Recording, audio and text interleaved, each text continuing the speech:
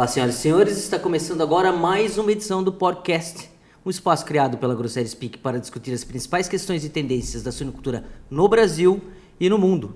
E no programa de hoje, tenho a honra de receber aqui o médico veterinário João Victor Facchini Rodrigues, da equipe de serviços técnicos da Grosseria Speak, para falarmos sobre como maximizar o peso dos leitões a desmama. João, obrigado por estar mais uma vez aqui conosco. Maravilha, Rodolfo, obrigado pelo convite. Sempre uma satisfação enorme a gente poder estar conversando, principalmente dos principais pontos aí relevantes para nós hoje no nosso setor. João, são vários os benefícios dos leitões de qualidade a desmama. Leitões que são bem desmamados, que são pesados ou desmama, eles são mais vigorosos, têm um desempenho mais previsível, mais consistente, chegam ao mercado antes, mais rápido e com um custo menor. Só que para tudo isso você precisa contar com uma fêmea que tem a capacidade de desmamar uma leitegada uniforme e de bom peso. O que eu queria perguntar para você é o seguinte: qual é a importância da fêmea e a influência da genética para a desmama de leitões mais pesados? Não, Rodolfo, assim, sem dúvida alguma, se a gente for colocar a influência genética sobre a qualidade do que se tem de tanto leitão, nascimento, desmame, o que a gente vai ter nas fases subsequentes, né? A gente passa realmente por todo um processo de melhoramento genético, e se a gente for analisar nos últimos anos, houve um incremento muito grande, principalmente na quantidade de nascidos, né? Então, qual que é o foco principal, se a gente for analisar nos últimos anos? É a gente justamente ter um aumento, uma qualidade em nascidos totais, né, mas que a gente também tem uma homogeneidade no peso ao nascimento. Tá? Então, se a gente for verificar, existe esse aumento, esse incremento realmente na prolificidade, mas o peso ao nascimento também vem aumentando nos últimos anos. Tem uma correlação melhor entre número de nascidos e o peso ao nascimento. Exatamente. E assim, não é que leitões estão nascendo de certa forma mais pesado, é que a gente passa a ter menos leitões abaixo de 900 gramas, que seria um ponto que a gente considera, de certa forma, de corte. Então, automaticamente que a gente reduz esse percentual abaixo de 900 gramas, a gente cria uma homogeneidade melhor do peso ao nascimento. Sim. Consequentemente, leitões que nascem mais pesados, mais viáveis, com maior vitalidade, a tendência é que a gente desmame também leitões que tenham uma boa qualidade. Que é o foco na uniformidade da leitegada. Né? Exatamente. Certo. E assim, com relação ainda na genética, com relação às características da fêmea, quais são as que mais contribuem para o desmame de leitões mais pesados? Se a gente for resumir, né, vamos falar assim, basicamente a gente está falando de uma boa habilidade materna e a gente tem que ter uma boa produção de leite, né?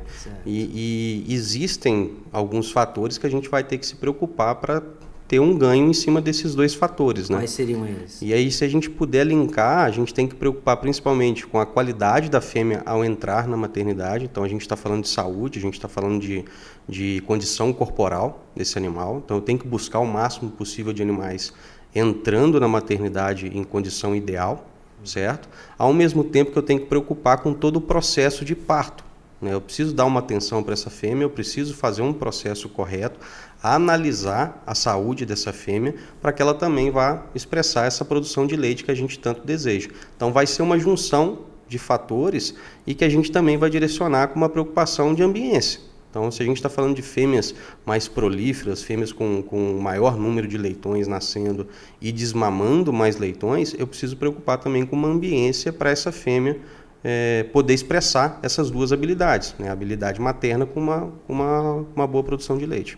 Você tocou num ponto importante, além do potencial genético da fêmea, você tem que ter também um manejo reprodutivo muito... Com certeza. Assim, apropriado, né? Com certeza. Isso aí começa com a seleção das fêmeas de reposição? Sem dúvida nenhuma, Rodolfo.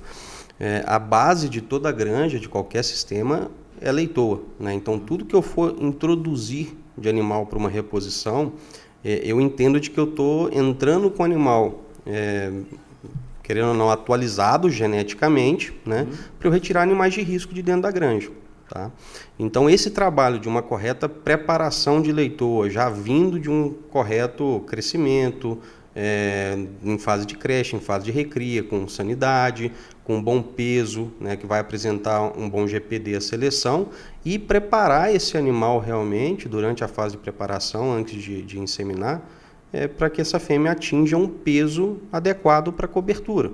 Tá? O peso na cobertura ele vai influenciar diretamente o que eu vou ter de peso e condição corporal nessa fêmea na entrada da maternidade.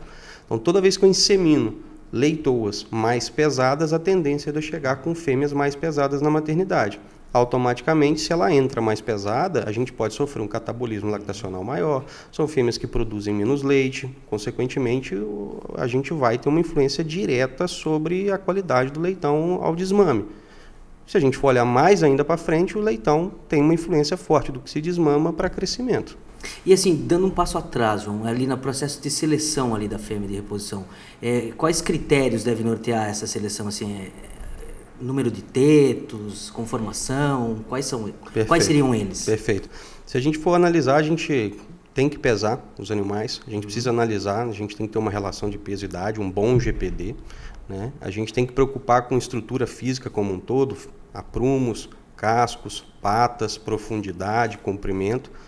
Mas se a gente for direcionar para habilidade materna, produção de leite, qualidade de desmamado, tetas é fundamental, né? Tetas com funcionalidade e um número mínimo de tetas para a gente poder estar selecionando. Certo. E esse acompanhamento durante todo o período de preparação também é fundamental, né? Com certeza. Ele vai seguir, ele se estende ao longo de toda a preparação e produção da leitor. Perfeito. Um outro elemento que é crucial assim, para o desmame de leitões mais pesados é a qualidade da mão de obra, a qualidade da equipe, na verdade, dos colaboradores. Não adianta você ter um bom material genético se você não tem quem faça todos os manejos. Como é que você vê essa questão no campo? Quais são os desafios e as oportunidades, João? Não, Rodolfo, querendo ou não, a gente não faz nada se a gente não tiver pessoas certas nos lugares certos. E a gente tem que investir muito em aperfeiçoamento, treinamento. A gente precisa de pessoas engajadas em qualquer função, em tudo que for ser feito, né? E a gente vê um movimento muito forte, né, dentro do nosso setor suinícola, da cadeia, de aperfeiçoar, necessidade desse aperfeiçoamento dos colaboradores dentro de granja. A gente sabe que hoje é escasso, né, se a gente for analisar dentro da nossa cadeia, mãos de obras, né, e a gente precisa valorizar e treinar e capacitar muito aqueles que estão engajados com a causa, né? Então, assim, direcionar pessoas certas para funções certas, identificar perfis de funcionários, perfis de colaboradores, fazer treinamento, fazer aperfeiçoamento, repetir, né, constantemente, verificar se as pessoas estão entendendo o que é para ser feito, né? A gente procurar fazer mais junto, demonstrando como se faz e o porquê se faz. Às vezes a gente cai num esquecimento, se faz aquilo automático ao longo do tempo, a gente está às vezes numa função ao longo do tempo, muitos anos, né? E a gente vai caindo no esquecimento dos pontos básicos. Então, aperfeiçoar, treinar, capacitar, revisar, reciclar as informações é fundamental no nosso setor, não somente para a gente atingir o máximo possível de leitões de qualidade ao desmame, mas eu diria para todo o plantel reprodutivo, produtivo, a gente capacitar as pessoas é fundamental. E uma boa gestão também para você segurar esse colaborador com você, né? Diminuir rotatividade, essas coisas. Sem dúvida. A gente precisa se preocupar com o ambiente que a gente fornece para esse colaborador, se preocupar com aquilo que a gente está realmente direcionando e disponibilizando para ele. João, eu tinha outros pontos para abordar com você aqui, como a questão da ambiência, a questão do manejo nutricional das fêmeas, claro. Só que o nosso tempo está acabando. Eu queria então fazer o convite para você voltar aqui para a gente terminar esse assunto num próximo programa. Perfeito, Rodolfo. Fica combinado, ficamos alinhados aí nessa continuidade desse assunto que é muito importante. Então, muito obrigado, João. E então já está marcado, você volta aqui para a gente terminar esse assunto. Maravilha, Rodolfo. Obrigado. Essa foi mais uma edição do podcast. Um abraço a todos vocês e até o próximo programa.